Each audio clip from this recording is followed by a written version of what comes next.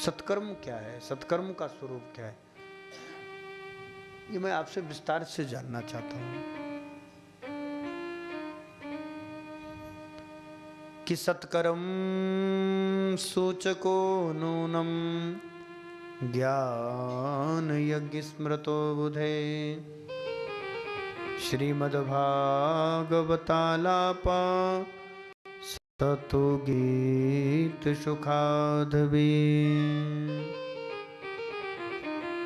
श्रीमद् भागवतान मुक्ति सप्ताह श्रीमद् भागवत कथा सत्कर्मो सूचको नूनम ज्ञान यज्ञ स्मृतो बुधे श्रीमद् भागवतालापा सतु गीत सुखाधवी। सुखदेव ने जिस परम गीत का आलाप किया है, सुखदेव ने जिस परम गीत को गाया है, ऐसे श्रीमद् भागवत सप्ताह ज्ञान यज्ञ को ही सत्कर्म कहते हैं। बंधु, क्या कहते हैं? सत्कर्म। कि सत्कर्म सूचको नूनम ज्ञान यज्ञ स्मृतो बुधे श्रीमद् भागवतालापा सतु गीत सुखाधवे। सुखदेव ने जिस परम गीत को गाया, उसी गीत को ही, उसी श्रीमद् भागवत महापुराण को ही सत्कर्म कहा है। इसलिए तुम ऐसा करो कि इस परम गीत का गायन करो, इस श्रीमद् भागवत कथा को सुनो।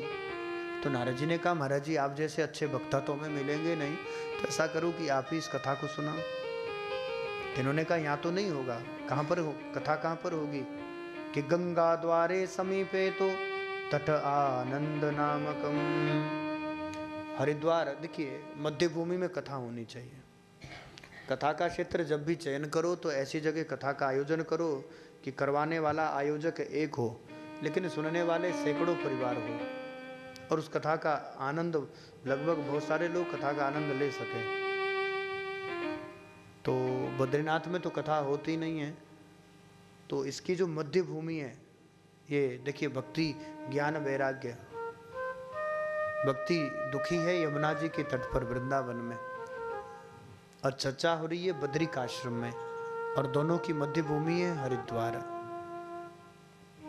तो कथा कहाँ हुई? कि गंगा द्वारे समीपे तो तट आनंद नामकम। आनंद तट हरिद्वार में ये कथा प्रारंभ हुई। गंगा जी का तट है और हम भी गंगा जी के तट गोदावरी के इस पवित्र क्षेत्र में बैठे हैं। कथा प्रारंभ हुई। किसी को निमंत्रण की जरूरत नहीं पड़ी। भृगु, वशिष्ठ, च्यवन, मेधा, तिथि आदि जितने भी संत थे, महापुरुष थे, सब एक एक करके आकर के विराजमान हुए।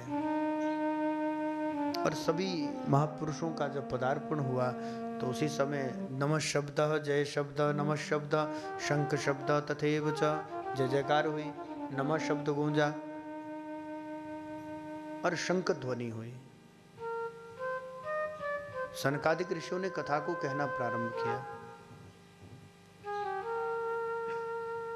सनकादिक ऋषि कहते हैं,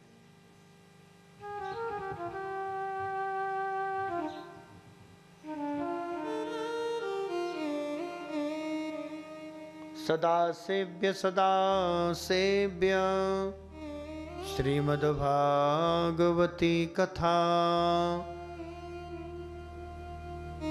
यस्य श्रवणमात्रेण हरिश्चेत् समाश्रते।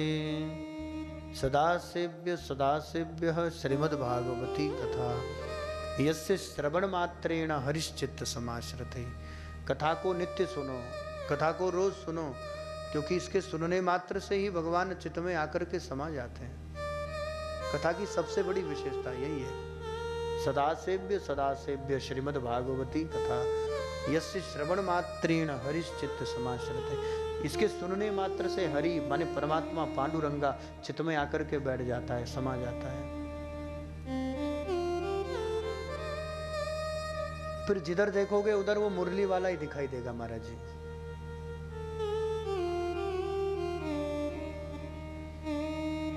तू ही तो, तू ही तो हे मुरली वाला, तू ही तो, तू ही तो, तू ही तो दिली वाला तू ही तो। ये कथा का सबसे उत्तम फल भी यही है। जब कोई कथा सुनता है तो कथा सुनने मात्र से गोविंद हृदय में आकर बस जाते हैं, हृदय में आकर के विराजमान हो जाते हैं। और इधर कथा प्रारंभ हुई और उधर भक्ति यमुना के तट पर दुखी है, ज्ञान वैराग्य दो पुत्र भी मूर्छित पड़े हैं। लेकिन कथा का फल, कथा इधर हुई गंगा के तट पर और भक्ति का दुख उधर हुआ यमुना जी के तट पर। कि भक्ति सुतो तब तरुणो गृहीत्वा प्रेमैक रूपा सहसा विरासित। श्री कृष्ण गोविंद हरे मुरारी नाथेति नामानि मुहुर्वदन्ति। भक्ति के दोनों पुत्र जवान हुए। भक्ति सुतो तब तरुणों गृहीत्वा, भक्ति के दोनों पुत्र तरुण जवान हो गए। प्रेमैक रूपा सहसा विरासित, हृदय में ऐसा प्रेम आह्लादित उत्पन्न हो गया। अब तो भक्ति ताता तैया मध्य में कीर्तन करने लग गई, नाम संकीर्तन जप रही है। हाँ,